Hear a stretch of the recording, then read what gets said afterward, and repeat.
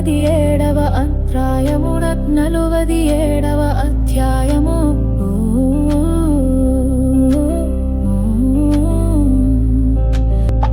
సర్వజనార చప్పట్లు కొట్టుడి, జధ్వనులతో దేవుని గూర్చి ఆర్భాటము చేయుడి. యెహోవా మహోన్నతుడు, భయంకరుడు, ఆయన సర్వభూమికి మహారాజయున్నడు.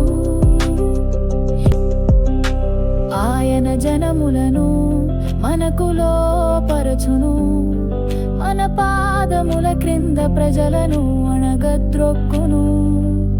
తాను ప్రేమించిన యాకోబునకు మహతిశయాస్పదముగా మన స్వాస్థ్యమును ఆయన మన కొరకు ఏర్పాటు చేసి ఉన్నాడు.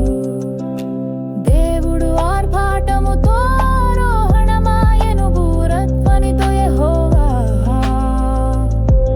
ఆరోహణమాయెను.